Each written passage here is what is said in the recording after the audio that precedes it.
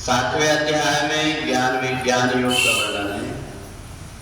नमाम दुष्कृतिनो मूढ़ा प्रपद्यन्ते नराधमा मायाभृत ज्ञाना आश्रम भाव आश्रिता।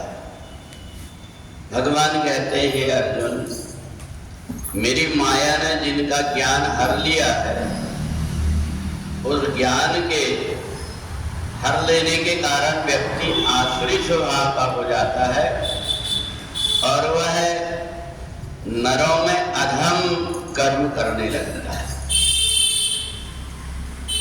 संसार में जो व्यक्ति परमात्मा से नहीं जुड़ता, अच्छे कदम नहीं बढ़ाता, उसको माया अपनी तरफ खींच करके और बार बार जन्म और मरण के चक्कर में डाल देती है।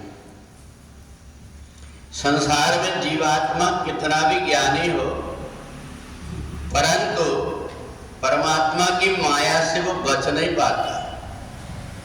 ब्रह्मा के ब्रह्मानी बन बैठी शंकर भवन भवानी, नारद के वीणा बन बैठी माया बड़ी ठगनी में जानी। ये जो माया है परमात्मा की, वो ज्ञानी व्यक्ति के भी नजदीक रहती, ज्यादा दूर नहीं रहती।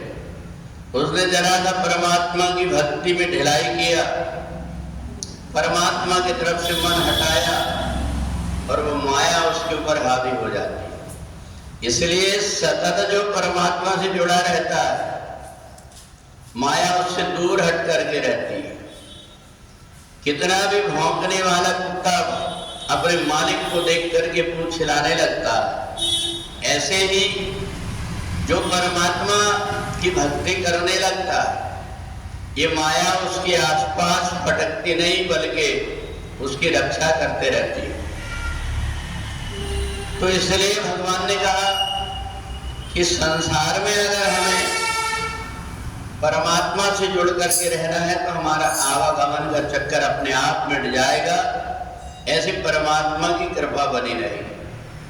परंतु हमने यदि परमात्मा की तरफ से अपना मन हटाए तो काम क्रोध लोभ मोह आदि पीछे पड़े हुए, बिल्कुल पास में खड़े हुए। यहाँ तक जब हम भगवान की भक्ति करने बैठते हैं तो मन दूर दूर भाग जाता है। मन इधर उधर भाग करके, वहां से भाग करके हमें अलग करना चाहता है। पर जो समझदार व्यक्ति वो सोचता, मन जाता है जान दो दृढ़ कर राज शरीर। मन के हम कहाँ पीछे भागेंगे, इसलिए हम अपने शरीर को परमात्मा की सेवा में लगा देते हैं। और परमात्मा की सेवा में जब हम अपने मन को, शरीर को लगा देंगे तो शरीर से हट करके मन ज्यादा दूर नहीं जा सकता, फिर से लौट करके आना पड़ता है। तो इसलिए जो समझदार व्यक्ति होता है वो अपना ज्यादा से ज्यादा समय सत्कर्म में लगा देता है, अच्छे कर्म करने लगता है। कोई ना कोई कर्म में अपने आप को लगा करके रखता है, क्योंकि मनरूपी प्रेत जब तक कि उसको कोई काम नहीं मिलता तब तक भागते रहता है, और काम जैसे मिला तो फिर वही आसपास घूमते रहता है। तो इसलिए ज्ञान उन व्यक्तियों को नहीं हो पाता जिनके ज्ञान को माया ने हरण कर लिया है। और किन लोगों के ज्ञान को माया हरण कर लेती है? जो माया के अधीन हो जाते हैं, माया को अपना मानने लगते हैं और परमात्मा से हट जाते हैं। उनको ही ये माया अपने चंगुल में लेकर के और नचा लेती है। और फिर नट मरकटी समझ नचावत, ये जो माया है जैसे बंदर को मदारी नचाता है, ऐसे ही माया उसको भी नचाते रहती।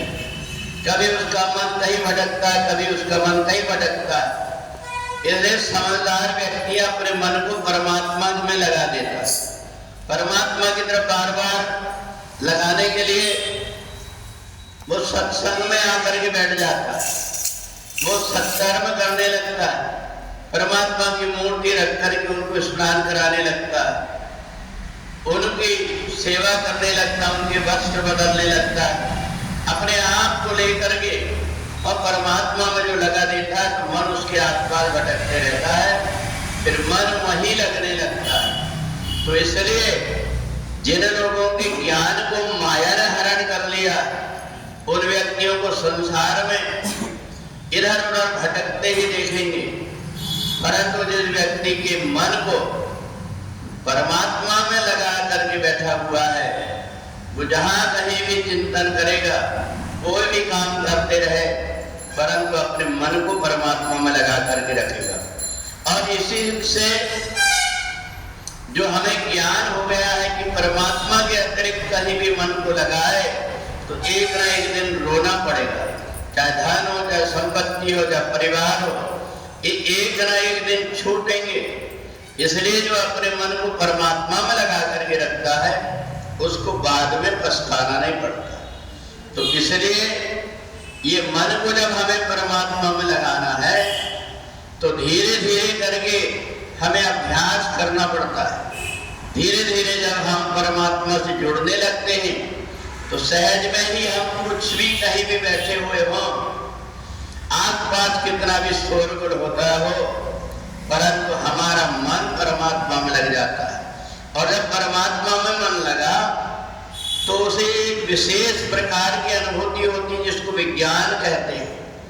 वो ज्ञान के सहारे से धीरे धीरे ऊपर चढ़ करके और परमात्मा की तरफ बढ़ने लगता है। दिव्य लोगों के दर्शन होने लगते हैं, दिव्य महापुरुषों से उसकी भेंट होने लगती है। इसलिए धीरे धीरे करके जब वो साधना में परिपक्व हो जाता है तो विज्ञान के माध्यम से शरीर यहाँ पर है, पर अपना सूक्ष्म शरीर बना करके किसी भी स्थान पर पहुंच जाता है। ये उसी ज्ञान के कारण संभव हो पाता है। धीरे धीरे जब व्यक्ति का ज्ञान परिपक्व हो जाता है तो परमात्मा से जुड़ करके दिव्य शक्तियों का, दिव्य लोगों का अनुभव करने लगता है। और इसलिए भगवान कहते हैं कि इन दिव्य लोगों में जाकर के भी, और जिसने अपने मन को संयमित कर लिया है वहां अटकता नहीं। और एक तो देवताओं के लोक में जाकर के वहां के सुख में अपने आप को लगा करके और उन सुखों के पीछे, सिद्धियों के पीछे भागने लगता है, फिर वहीं उलझ करके यात्रा वहीं अधूरी रह जाती है। इसलिए जो परमात्मा के अतिरिक्त जाए न चाहिए कवं कछु, तुम सन सहज सने, प्रभु से जिसका सहज स्नेह रहता है उसको ज्ञान भी प्राप्त हो जाता है और विज्ञान भी अपने आप आ जाता है। बोले वृंदावन बिहारी लाल की।